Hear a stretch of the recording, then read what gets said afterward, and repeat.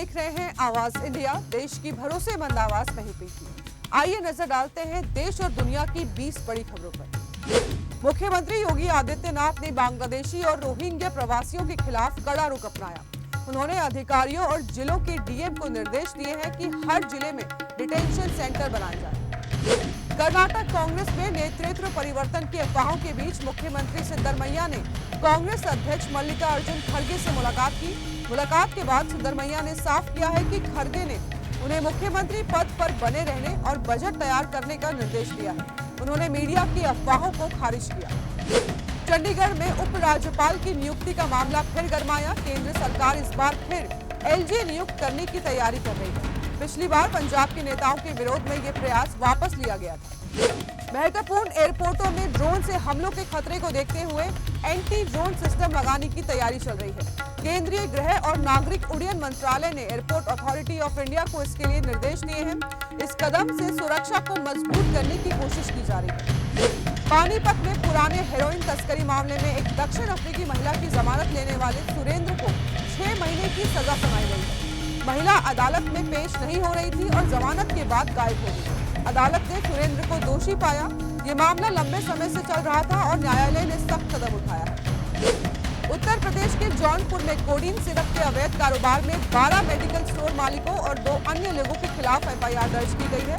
SP ने जांच के लिए विशेष कार्यबल का गठन किया है। औषधि निरीक्षक की तहरीर पर ही कार्रवाई हुई। दिल्ली में बिगड़ते प्रदूषण पर बॉलीवुड अभिनेत्री कृति सेनन ने चिंता जताई। उन्होंने राजधानी के अपने बचपन के अनुभव साझा किए।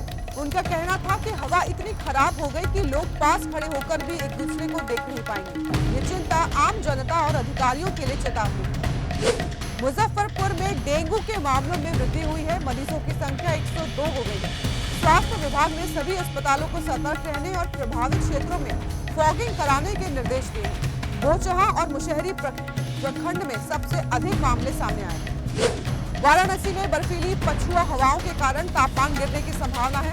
मौसम विभाग ने आने वाले दिनों में और ठंड बढ़ने की चेतावनी दी है। लोगों को ठंड से बचाव के लिए उपाय करने की भी सलाह दी गई है। मौसम विभाग ने दक्षिणी अंडमान सागर में बन रहे निम्न दबाव क्षेत्र के चक्रवात में बदलने की संभावना जताई है। ये 24 नवंबर तक बंगाल की खाड़ी में मजबूत होकर दक्षिणी राज्यों में भारी बारिश और तूफान ला सकता है। तमिलनाडु, केरल, आंध्र प्रदेश और अंडमान निकोबार द्वीप समूह प्रभावित हो सकते हैं।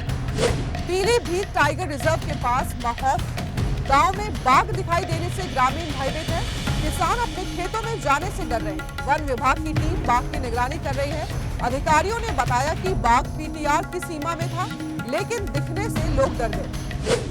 बांग्लादेश की राजधानी ढाका की सड़कों पर भारी प्रदर्शन हुए। प्रदर्शनकारियों ने पूर्व प्रधानमंत्री शेख हसीना की फांसी की मांग की। ये फैसला 2024 के छात्र आंदोलन के हत्याकांड के लिए सुनाया गया था। प्रदर्शन राजधानी और अन्य शहरों में व्यापक रूप से हुए हैं। बांग्लादेश में लगातार भूकंप के झटकों से 10 लोगों की मौत हो गई है और कई इमारतें ढह गई हैं। पिछले 32 घंटों में कई झटके महसूस किए गए हैं। 5.7 और 3.7 तीव्रता के झटके शामिल हैं। विशेषज्ञों ने बड़े भूकंप की चेतावनी दी है। इजरायली खुफिया एजेंसी मोसाद ने कहा है कि हमास पूरे यूरोप में आतंकी हमलों की साजिश रच रहा है। इसके लिए स्लीपर सेल नेटवर्क तैयार किया जा रहा है। मोसाद ने कई संदिग्धों को गिरफ्तार किया और हथियार जब्त किए। सुरक्षा एजेंसियों के सहयोग से हमले को रोक दिया गया है। दिल्ली के लाल किला कार ब्लास्ट पर शाहरुख खान ने दी प्रतिक्रिया। उन्होंने जान गंवाने वालों को श्रद्धांजलि दी। साथ ही आतंकवादी हमलों में शहीद हुए सुरक्षा कर्मियों को सम्मान भी दिया। तमिल सुपरस्टार अजीत कुमार को इटली में gentleman driver of the year 2025 का खिताब मिला। ये पुरस्कार फिलिप चारियोल मोटर स्पोर्ट्स ग्रुप की ओर से दिया गया। उनकी उपलब्धियों को अंतर्राष्ट्रीय स्तर पर पहचान मिली है। मसूरी में पहली बार अल्ट्रा मैराथन आयोजित हुई। ये आयोजन बॉलीवुड अभिनेता स्वर्गीय टॉम एल्टर की स्मृति में किया गया।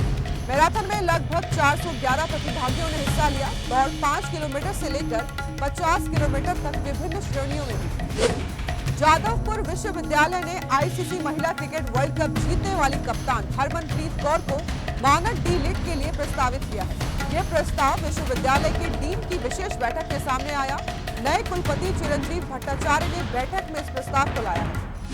लक्ष्य सेन ने ऑस्ट्रेलियन ओपन सुपर 500 का खिताब जीतकर अपनी पहली BWF ट्रॉफी हासिल की है। उन्होंने फाइनल में जापान के यूशी तनाका को सीधे 2 सेट से हराया। ये उनके करियर का तीसरा सुपर 500 टाइटल भी है। लंबे समय के प्रयास के बाद लक्ष्य ने यह उपलब्धि हासिल की।